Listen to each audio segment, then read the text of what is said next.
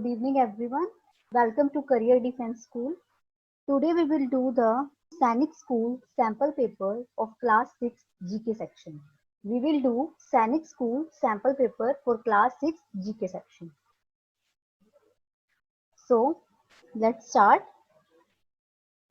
Yes, the first question is Iron Pillar of Mehruli, Delhi mentioned a ruler named Chandra.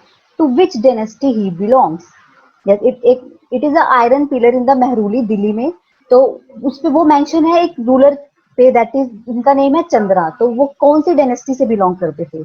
Option A is Maurya dynasty, option B Solanki dynasty, option C Sisodia dynasty and option D is Gupta dynasty. Yes, he belongs to Gupta dynasty.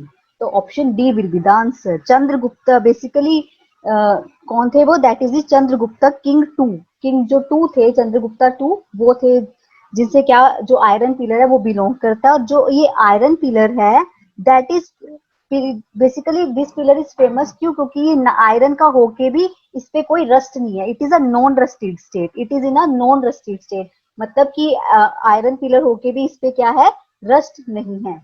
तो ये किसे belong करते थे? This pillar belong to Gupta dynasty and the king name is the Chandragupta king two. Now the next question is RTX make education as a fundamental right for children between the age group of. Yes, RTE make education as a fundamental right for children between the age group of. हाँ जी, कौन सी age group के बीच में मतलब RT ने क्या किया है? Education, right to education fundamental right बनाया. Between 6 to 12 years, option B 6 to 14 years, option C 3 to 10 years and option D is 3 to 12 years. Yes, it is option number B 6 to 12 years. 14 years के बच्चों के लिए क्या है? Provide करता है free and compulsory education for the age group of 6 and 14 years. Article number 20, article 21A. कौन सा आर्टिकल है ये? Right to education. That is the article 21A. 21 article है हमारा जो है राइट टू एजुकेशन. एंड ये कौन सी अमेंडमेंट के थ्रू ये राइट बना था? That is the 86th amendment.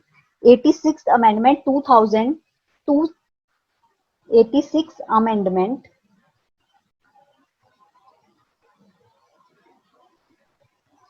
2002 के अंडर इसको क्या बनाया गया था? राइट टू एजुकेशन को एक फंडामेंटल राइट बनाया गया था. It is in the article 21A. तो आपसे ऐसे भी क्वेश्चन पूछा जा सकता है कि राइट टू एजुकेशन का आर्टिकल कौन सा है? That is the 21A. So option 6 to 14 years will be the answer. It states that, क्या कहता है कि it will provide, this article state that there should be free and compulsory education for the age group of 6 to 14 years child. Now the next question is climate of a place is affected by. Climate of a place is affected by option A distance from sea, option B altitude, option C latitude and option D is all of the above. कि किसी भी place का climate किन चीजों से affect करता है? Option A is distance from the sea. Altitude, altitude means height. Altitude क्या होता है? That is the height. Altitude मतलब हाइट, हाइट से. And option C is latitude. Latitude are basically the lines that are parallel to equator. Latitude क्या है? Are basically lines that are parallel to equator up to the north and the south pole, जो poles तक जाती है. And it basically provide the latitude and longitude. Basically use किए जाते हैं आपकी लोकेशन को, एग्जैक्ट लोकेशन के लिए हम क्या यूज करते हैं? लैटिट्यूड एंड लॉन्गिट्यूड यूज करते हैं. तो distance of a place is affected by, sorry, climate of a place is affected by option A is distance from sea, option B is altitude, option C is latitude and option D is all of the above. तो climate किसी भी place का इन तीनों चीज पे depend करता है. Distance कितना है सी से, एल्टीट्यूड हाइट कितनी हाइट पे है वो प्लेस, और क्या उसका लैटिट्यूड है. तो option D will be the answer, all of the above. Option D will be the answer of the third question. Now the next question is who is known as Grand Old Man of India? Yes. Fourth question is who is known as Grand Old Man of India? किसको Grand Old Man बोला जाता है India के? Option A is Dadabhai Naoroji, option B is Mahatma Gandhi, option C is Lokmanya Tilak and option D is Gopal Krishna Gokhale. Option A is Dadabhai Naoroji. Option B is Mahatma Gandhi. Option C is Lokmanya Tilak, and option D is Gopal Krishna Gokhale. So grand grand old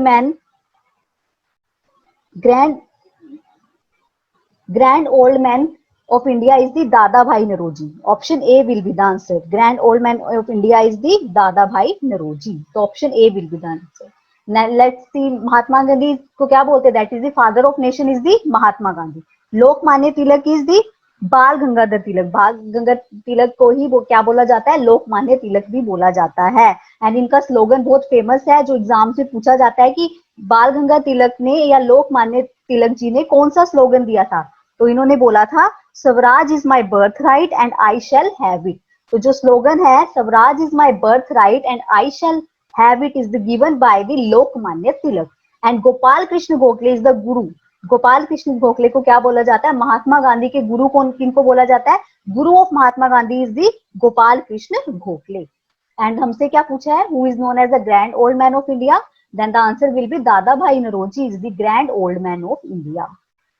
So option A will be the answer of the fourth question. Now let's go to the fifth question. Yes, fifth question is Abel Prize is given in. Abel Prize is given in option A medicine, option B economics, option C mathematics, and option D all of these. Yes, Abel Prize is given in option A medicine, option B economics, option C mathematics, and option D all of these. So Abel Prize किसमें दिया जाता है? Basically Abel Prize is given in the field of the mathematics. Mathematics की field में क्या हम देते हैं? Abel Prize दिया जाता है. मेडिसिन और इकोनॉमिक्स के लिए कौन सा प्राइज होता है? Basically Nobel prize. Nobel prize है आपका जो अलग अलग फील्ड में दिया जाता है. जैसे कि मेडिसिन, इकोनॉमिक्स, फिजिक्स, केमिस्ट्री, इसमें क्या दिया जाता है? नोबेल प्राइज दिया जाता है. तो हमें पता होना चाहिए कि 2019 का नोबेल प्राइज मेडिसिन में किसको मिला है एंड इकोनॉमिक्स में किसको मिला है. जो 2019 के नोबेल प्राइज हैं मेडिसिन में, आपसे करंट में क्वेश्चन पूछा जा सकता है. करंट अफेयर्स में भी ऐसे क्वेश्चन आते हैं कि नोबेल प्राइज विनर कौन है मेडिसिन के 2019 में. तो देयर आर 3 पर्सन जिनको मेडिसिन में इस बार नोबेल प्राइज मिला था. First is William J Kaelin, second is Gregg L Semenza, and third one is Peter J Ratcliffe. तो ये 3 पर्सन थे जिनको मेडिसिन में मिला था. William J Kaelin, Gregg L Semenza and Peter J Ratcliffe. तो ये थे जो 3 पर्सन जिनको इस बार मेडिसिन में नोबेल प्राइज मिला था. और इकोनॉमिक्स में भी 3 पर्सन है जिनको 2019 में नोबेल प्राइज मिला है. First is Abhijit Banerjee. First है अभिजीत बनर्जी. और इनसे ये क्वेश्चन भी पूछा आ सकता है क्योंकि ये इंडियन है. इस बार इंडियन एक इंडियन को क्या मिला है? नोबेल प्राइज मिला है फिजिक्स में, सॉरी इकोनॉमिक्स में, जो है अभिजीत बनर्जी. तो ये भी आपसे ऐसे भी पूछा जा सकता है कि इन 2019 which Indian get a Nobel Prize in economics? Then the answer will be Abhijit Banerjee. इनके अलावा एक मिला है Esther Duflo and Michael Kremer. 3 person हैं जिनको इकोनॉमिक्स में इस बार नोबेल प्राइज मिला है. First is Abhijit Banerjee, he is from India, Esther Duflo and the Michael Kremer. ठीक है, these are the person who get the Nobel Prize in the economics. And हमसे क्या क्वेश्चन पूछा गया? That is the Abel Prize is given in. और Abel Prize कौन सी field में दिया जाता है?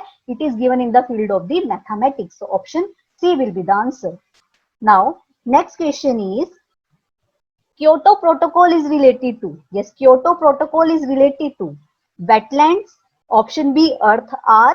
Option C endangered species and option D climate change. जो क्योटो प्रोटोकॉल है वो किससे रिलेट करता है? Option A is wetlands, option B earth hour, option C endangered species and option D climate change. या जो Kyoto protocol is related to the climate change. Climate change से क्या रिलेट करता है हमारा क्योटो प्रोटोकॉल? बेसिकली इसका what is the aim of the Kyoto protocol? Its aim is to limit and reduce the effect of the green house gases emission. जो green house gases emission से क्या हो रहा है, हमारी अर्थ क्या हो रही है? गर्म हो रही है, ग्लोबल वार्मिंग हो रही है. उसको क्या करना? उसको इफेक्ट को कंट्रोल करना. ठीक है, तो limit and reduce the effect of the greenhouse gas emission. तो Kyoto protocol is related to the climate change. तो option D will be the answer of the 6th question. Now the next question is which country is Which Indian city is south of the Tropic of Cancer? Which Indian city is south of the Tropic of Cancer? तो पहले हमें पता होना चाहिए कि what is Tropic of Cancer? Tropic of Cancer is basically one of the most important latitude. Tropic of Cancer is one of the most important latitude. And Tropic of Cancer एक ऐसा latitude है जो India से पास होता है, तो ऐसे भी क्वेश्चन पूछा जाता है कि कौन सा लैटिट्यूड इंडिया से पास होता है, then the answer will be Tropic of Cancer. और ये यहाँ पे इंडिया में से 8 स्टेट से पास होता है। इंडिया की 8 स्टेट से क्या होता है, ट्रॉपिक ऑफ कैंसर पास करता है। तो ये कौन कौन सी स्टेट्स हैं? Number first is the Gujarat, second is the Rajasthan, third is Madhya Pradesh, fourth is Chhattisgarh, fifth is Jharkhand, sixth is West Bengal, seventh is Mizoram, and the eighth one is Tripura. तो इन 8 state से topic of cancer India से पास करती है। तो ऐसे question भी पूछा जाता है पेपर में कि कौन सी 8 स्टेट्स है जहां से टॉपिक ऑफ कैंसर पास होगा, then the answer will be Rajasthan, Gujarat, Madhya Pradesh, Chhattisgarh, Jharkhand, West Bengal, Odisha, Mizoram and the, तो दीज आर द स्टेट जहां से क्या होती है, आपकी ट्रॉपिक ऑफ कैंसर पास करती है। तो अब इन्होंने क्वेश्चन में ये पूछा है कि which city is in the south of the Tropic of Cancer. तो हमें पता है basically this is the north state, north direction, this is the east direction, this is the west direction and नीचे के आपकी साउथ। तो इनमें से कौन सी ऐसी स्टेट है जो ट्रॉपिक ऑफ कैंसर लाइन के साउथ में लाई करती है? दिल्ली तो नॉर्थ में लाई कर रहा है, यहाँ ये है दिल्ली। अजमेर यूपी में यहाँ पे लाई करेगा। चेन्नई कहाँ है? चेन्नई नीचे, तमिलनाडु चेन्नई, ठीक है। तो option C will be the answer. तो 7 का option number C will be the answer. तो ट्रॉपिक ऑफ कैंसर के साउथ में कौन सी है? That is the Chennai. तो option C will be the answer of the 7th question. Now the next question is civil disobedience movement was launched in, yes, civil disobedience movement was launched in 1919, 1942, 1930, 1920। Civil disobedience movement was launched in 1919, 1942, 1930, 1920. Basically, civil disobedience is a movement that was started by the Mahatma Gandhi to fight for the independence. ठीक है, civil disobedience is a movement that was started by the Mahatma Gandhi. किसके लिए? To fight for the independence के लिए। तो basically it was started in the 1930. तो civil disobedience movement was launched in the year 1930. तो option 8 C will be the answer of the 8th question. Civil disobedience movement was started in 1930। तो option C will be the answer of the 8th question. Now the next question is which country has the longest international border with India? Yes, which country has the longest international border with India? India के साथ इनमें से सबसे ज्यादा border कौन सी country का है? Option A is China, option B is Bangladesh, option C is Sri Lanka and option D is Maldives. Yes, which country has the longest international border with India? India के साथ कौन सी कंट्री का सबसे लॉन्गेस्ट इंटरनेशनल बॉर्डर है? First is China, option B is Bangladesh, option C is Sri Lanka, option D is Maldives. Yes, तो सबसे basically there are total 9 states, 9 country जो क्या है इंडिया के साथ बॉर्डर शेयर करती हैं, like Pakistan, Nepal, Bhutan, Myanmar, Sri Lanka, Bangladesh, China. तो these are the basically country जो क्या करती है, शेयर करती हैं बाउंड्री किसके साथ? इंडिया के साथ, ठीक है। अफगानिस्तान, तो अब उसने हमसे पूछा है कि सबसे लॉन्गेस्ट बाउंड्री कौन शेयर करता है? तो सबसे लॉन्गेस्ट बाउंड्री है that is of the Bangladesh. सबसे नंबर फर्स्ट पे जो सबसे ज्यादा बाउंड्री शेयर करता है इंडिया के साथ that is the Bangladesh. Bangladesh India के साथ सबसे ज्यादा लॉन्गेस्ट बाउंड्री शेयर करता है, ये आपका बांग्लादेश है, ठीक है। सेकेंड नंबर पे इंडिया चाइना के साथ बाउंड्री शेयर करता है। सेकेंड नंबर पे इंडिया चाइना के साथ बाउंड्री शेयर करता है। और श्रीलंका एंड मालदीव्स ऐसी 2 कंट्रीज है जिनके साथ इंडिया सी रूट शेयर करता है, जो बाउंड्री है वो सी की है, लैंड की नहीं है। तो Sri Lanka and Maldives are the countries जिनके साथ इंडिया क्या करता है, सी रूट बाउंड्री शेयर करता है, मतलब सी बाउंड्री शेयर करता है, लैंड बाउंड्री शेयर नहीं करता। तो लॉन्गेस्ट बाउंड्री शेयर कौन इंडिया किसके साथ करता है? That is the country Bangladesh. तो 9th का आंसर विल बी बी। अगर आपसे क्वेश्चन में भी पूछा जाए कि स्मॉलेस्ट बाउंड्री कौन सी कंट्री के साथ शेयर करता है इंडिया, स्मॉलेस्ट बाउंड्री, तो स्मॉलेस्ट बाउंड्री भूटान के साथ, भूटान कंट्री है जिसके साथ इंडिया सबसे कम बाउंड्री शेयर करता है। कौन सी है? That is the Bhutan. Bhutan country है जिसके साथ इंडिया सबसे कम बाउंड्री शेयर करता है। Fine. Now the next question is where, so option B will be the answer of this, क्योंकि लॉन्गेस्ट इंटरनेशनल बाउंड्री किसके साथ बनाते हैं India, that is by the Bangladesh. तो option B will be the answer. Now the next question is where 20th Commonwealth games were held. हाँ जी, 20th Commonwealth games कहाँ हुई थी? Option A is Delhi, option B is London, option C is Glasgow and option D is Canberra. Yes, where 20th Commonwealth games were held. Option A Delhi, option B London, option C Glasgow and option D is Canberra. Then तो answer क्या होगा? Option number C, Glasgow एक country थी जहां पे Commonwealth खेली गई थी 2020 कॉमनवेल्थ जहां पे हुई थी, that was held in the Glasgow. ठीक है, अब आपसे ये भी क्वेश्चन पूछा जा सकता है पेपर में कि 2022 में कॉमनवेल्थ गेम्स कहाँ होंगी। 2022 में कॉमनवेल्थ गेम कहाँ होगी, क्योंकि रिसेंट, ठीक है, ये क्वेश्चन पूछा जा सकता है, इंपॉर्टेंट है, जो आपसे पेपर में पूछा जा सकता है कि 2022 में कॉमनवेल्थ गेम कहाँ होंगी। That will be held in the Birmingham. Birmingham is the country जहां पे क्या होंगी 2022 की कॉमनवेल्थ गेम होगी। और कौन से नंबर की होंगी? 22nd कॉमनवेल्थ गेम, जो कहाँ होंगी? बिर्मिंघम में होंगी इन 2022 ईयर में क्या होंगी? कॉमनवेल्थ गेम होंगी और कहाँ होंगी? बिर्मिंघम। ठीक है, चलो नेक्स्ट पे चलते हैं। Next question is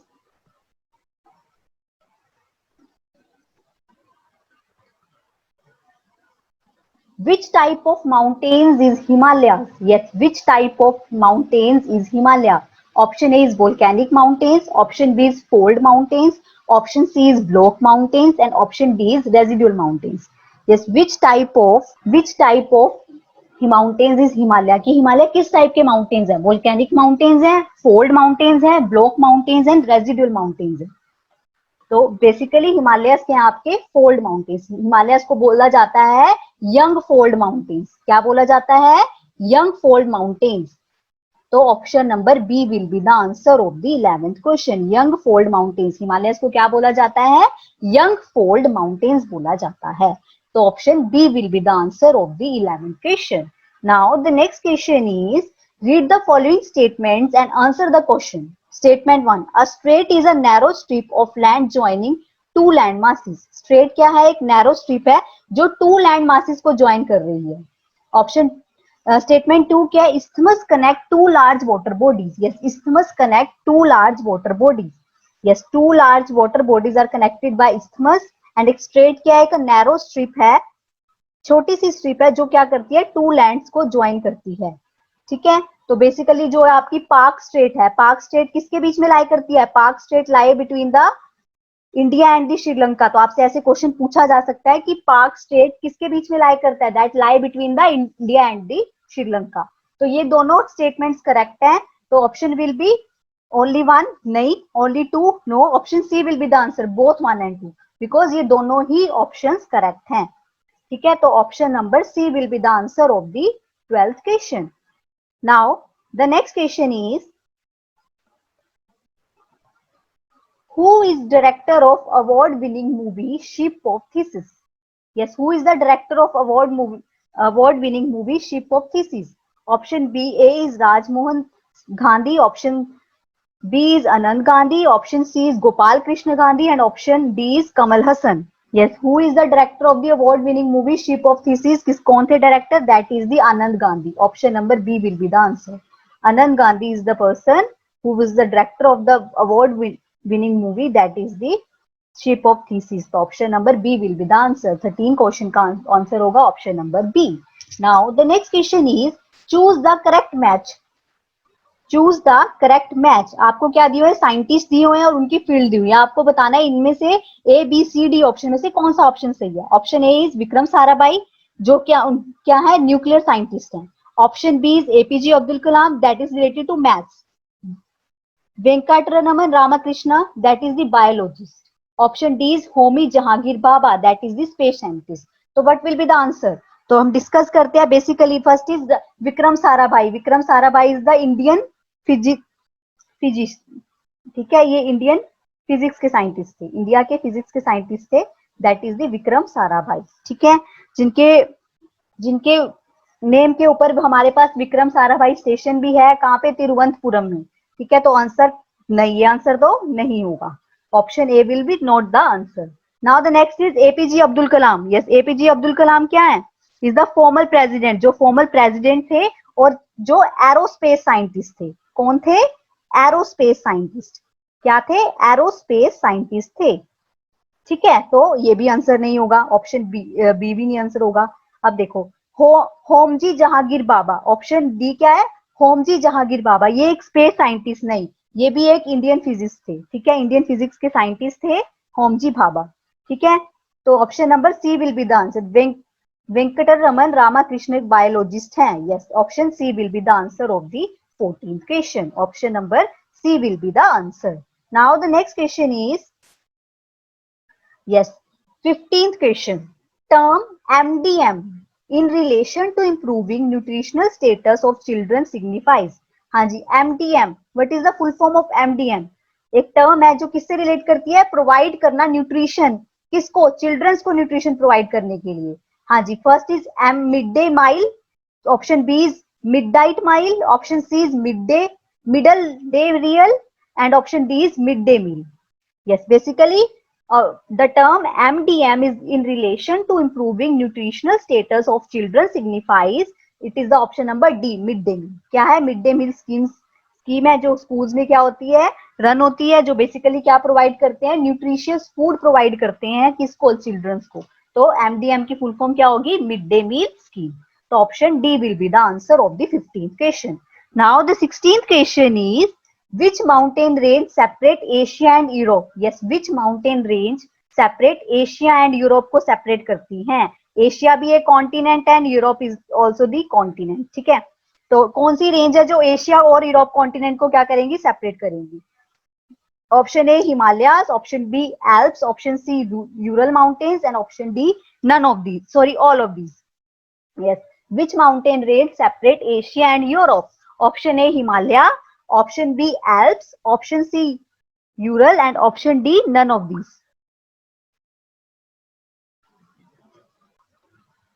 Yes, option number C Ural mountains हैं जो सेपरेट करती हैं एशिया एंड यूरोप को। और बेसिकली जो ये यूरल माउंटेन्स है that lies in the Europe, Europe में लाई करते हैं। ठीक है, तो जो आपके हिमालयज हैं that lie in the Asia. ठीक है, तो जो एशिया एंड यूरोप को सेपरेट करती है दैट इज दी, जो एल्प्स माउंटेन है वो भी आपके यूरोप में लाई करते हैं, पर हमसे क्या पूछा है, वो रेंज जो एशिया एंड यूरोप को सेपरेट करेगी, that is the Ural mountain. तो option number C will be the answer of the 16th question, option number C. Now the next is, yes, 17th question is, silver revolution refers to, yes, silver revolution refers to, option A milk production, option B agriculture production, option C egg production, and option D meat production. Yes, what will be the answer? Silver revolution refers to, option A milk production, option B agriculture production, option C egg production, and option D meat production. Yes, जो आपकी silver revolution है that is refer to egg production, egg production से related है हमारी silver revolution. अगर आपसे paper में पूछा जाए कि सिल्वर फाइबर रेवोल्यूशन किससे रिलेटेड है, अगर आपसे ऐसे भी बहुत मतलब रेवोल्यूशन से एक क्वेश्चन बेसिकली पूछा जाता है, तो अगर सिल्वर की रेवोल्यूशन की जगह आपको लिखा आ जाए कि silver fibre revolution is related to, then the answer will be cotton. जो सिल्वर फाइबर रेवोल्यूशन है that is related to cotton, जो सिल्वर फाइबर रेवोल्यूशन है that is related to cotton, cotton से रिलेट करती है silver fibre revolution. Milk production के लिए कौन सी रेवोल्यूशन है, that is the white revolution. Milk production के लिए हमारी कौन सी रेवोल्यूशन होती है, that is the white revolution, white revolution, and it is started by the Verghese Kurien. Verghese Kurien was the person who is the founder of the Amul company in India. उन्होंने क्या करी थी, व्हाइट रेवोल्यूशन स्टार्ट की थी। ठीक है, for the production of the milk, and उसके लिए इन्होंने एक ऑपरेशन भी चलाया था that is the operation flood, started by the Verghese Kurien, जो क्या है व्हाइट रेवोल्यूशन के, जिन्होंने व्हाइट रेवोल्यूशन को स्टार्ट किया था। And next is agriculture production. Agriculture production के लिए बेसिकली आपकी है ग्रीन रेवोल्यूशन। एग्रीकल्चर प्रोडक्शन के लिए हमारी कौन सी रेवोल्यूशन है, that is the green revolution. Green revolution है दैट इज जो जिसके फादर है इंडिया में, that is the MS Swaminathan. Question आता है कि ग्रीन रेवोल्यूशन के फादर कौन है इंडिया में, तो answer will be MS Swaminathan was the father of the green revolution in India. ठीक है, और बेसिक ऐसे भी क्वेश्चन आ जाता है कि who is the father of green revolution, then the answer will be Norman Borlaug, then the answer will be Norman Borlaug. पर अगर आपसे ऐसे पूछा जाए कि who is the father of green revolution in India, then the answer will be MS Swaminathan was the father of green revolution in India. ठीक है, तो ग्रीन रेवोल्यूशन बेसिकली हमारे एग्रीकल्चर से रिलेटेड है, प्रमोट करने के लिए food grain, production of the food grain, और सबसे इंपॉर्टेंट कौन से फूड ग्रेन की, that is the wheat. Now the option D क्या था आपका, मीट प्रोडक्शन। मीट प्रोडक्शन के लिए आपकी कौन सी होती है, that is the red revolution. Red revolution is related to the meat production. Red revolution is related to the meat production. तो अभी हमने 5-6 रेवोल्यूशन पढ़ ली हैं, और क्वेश्चन में क्या पूछा था, silver revolution that is related to egg production. Milk production के लिए व्हाइट रेवोल्यूशन है, जिसके लिए वर्गीस कुरियन जो फाउंडर है अमूल के, उन्होंने ऑपरेशन फ्लड भी चलाया था। तो ऐसे भी क्वेश्चन पूछा जाता है कि operation flood is related to which revolution, then the answer will be milk revolution या व्हाइट रेवोल्यूशन। आगे हमने पढ़ा एग्रीकल्चर प्रोडक्शन के लिए कौन सी रेवोल्यूशन है, that is the green revolution is related to agriculture. और मीट प्रोडक्शन के लिए कौन सी है, रेड रेवोल्यूशन। तो अगर आपसे क्वेश्चन ये भी पूछा जा सकता है कि सिल्वर फाइबर, अगर सिल्वर रेवोल्यूशन होगा तो आंसर क्या होगा, एग प्रोडक्शन। अगर सिल्वर फाइबर होगा तो आंसर क्या होगा, दैट इज द कॉटन। तो कौन सी रेवोल्यूशन की बात हुई है, that is the cotton. Fine, now the 18th question, Rani ki Vav recently included in UNESCO world heritage site. हाँ जी, रानी की वाव को रिसेंटली क्या इंक्लूड किया गया in a world UNESCO world heritage site. तो it is in which state of India. हाँ जी, Rani ki Vav is located in which state of India. Option A Rajasthan, option B Gujarat, option C Delhi and option D is Madhya Pradesh. Yes, Rani ki Vav is basically located in the Gujarat. Gujarat में है रानी की वाव, जिनको किसमें include किया गया है, UNESCO की वर्ल्ड हेरिटेज साइट में इंक्लूड किया गया है। और बेसिकली जो आपका 100 का नोट होता है, जो 100 का नोट है, 100 की करेंसी है, उसके पीछे भी किसकी इमेज है, उसके पीछे भी रानी की वाव की इमेज है, वाव की। तो ऐसे भी क्वेश्चन आपसे पूछा जा सकता है कि 100 के नोट के पीछे किनकी इमेज है, जिसको रिसेंटली ही वर्ल्ड हेरिटेज साइट में इंक्लूड कर दिया गया। Then the answer will be Rani ki Vav. तो option number B will be the answer of the 18th question. Okay, next question is which of the following statement is or are true. हाँ जी, इनमें से कौन सी स्टेटमेंट ट्रू है। First is Indian constitution provide inequality before law. हाँ, option first क्या है, Indian constitution provide inequality before law. Yes, the second option is it establish an authoritarian government, एक एस्टैब्लिश करती है authoritarian government. And C option is it gives fundamental rights to its citizen. Yes, it gives fundamental rights to its citizen. Yes, Indian constitution provide inequality before law, it establish an authoritarian government, and option C, it gives fundamental right to its citizen, and option D is all of the above. yes, Indian constitution क्या provide करती है, inequality before या equality, law के सामने क्या है, सब equal है। तो first option is wrong, equality. Indian constitution provide equality before law, मतलब लॉ के सामने सब इक्वल है, चाहे अमीर गरीब, जेंडर के बेसिस में मेल फीमेल सब इक्वल है किसके, कॉन्स्टिट्यूशन के सामने। तो option A will not be the answer. ठीक है, ऑप्शन बी क्या है, it establish an authoritarian government. No, it gives fundamental right to its citizen. Yes, option C will be the answer. ये क्या देती है, फंडामेंटल राइट्स देती है सिटीजन को, and there are basically 6 fundamental rights. कितने फंडामेंटल राइट्स हमारे, 6 fundamental rights are there. Now the next question is 20th question, which city is known as city of 7 hills? Yes, which city is known as city of 7 hills? Option A New Delhi, option B Paris, option C is Moscow, and option D is Rome. हाँ जी, कौन सी city को city of 7 hills बोला जाता है, city of 7 hills. Option A New Delhi, option B Paris, option C is Moscow, and option D is Rome. तो option D will be the answer. जो रोम है इटली में, उनको क्या बोला जाता है, सिटी ऑफ 7 हिल्स किसको बोला जाता है, रोम को, and it is in Italy, it is in Italy. And आपको पता ही है पेरिस कहाँ पे है, Paris is in France, new Delhi it is in India. Fine, और मॉस्को कहाँ पे है, it is the largest city of the Russia, largest city है रशिया की, that is the Moscow. Capital भी रशिया की क्या है, मॉस्को। तो सिटी ऑफ 7 हिल्स किसको बोला जाता है? दैट इज द रोम. तो option number D will be the answer of the 20th question. Now the next question is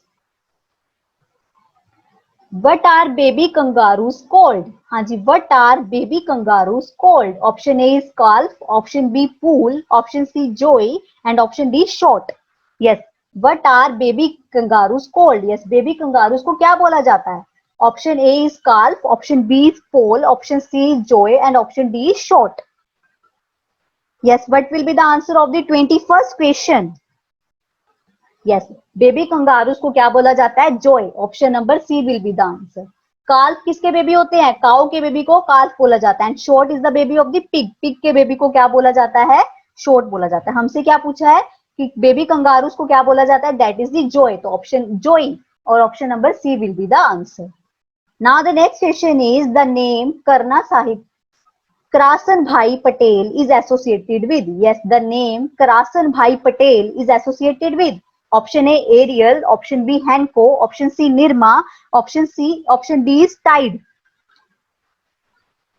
yes, जो करासन भाई है दैट इज द फाउंडर. ये फाउंडर थे निर्मा ग्रुप के. जो निर्मा ग्रुप है जिसके क्या आते हैं? डिटर्जेंट्स, सोप्स, सीमेंट, ये सब आता है. तो ये किसके फाउंडर है? That is he is the founder of the Nirma. तो जो करासन भाई पटेल है किससे एसोसिएट करते हैं? They associated to the Nirma brand. Nirma brand से एसोसिएट करते हैं.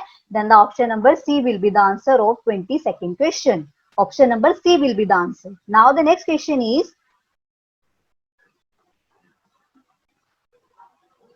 yes, what is the capital of Cuba? Next question is what is the capital of Cuba? Yes, Helsinki, option B Harare, option C Havana, and option D is Warsaw. Yes, what is the capital of Cuba? Option A Helsinki, option B Harare, option C Havana, and option D is Warsaw. Yes, what is the capital of Cuba? Option A Helsinki, option B Harare, option C Havana, and option D is Warsaw. Yes, the capital of Cuba is Havana. Havana is the capital of Cuba. Then the answer will be option number C. Capital of Cuba is the Havana. Helsinki किसकी capital है? Capital of Finland. Finland की capital है that is the Helsinki. Helsinki is the capital of Finland. Helsinki is the capital of Finland. और Harare, Harare is the capital of Zimbabwe. Zimbabwe की capital है that is the Harare. Zimbabwe की capital क्या है? Harare. Now the last is Warsaw. Warsaw is the capital of Poland. Capital of Poland is the Warsaw.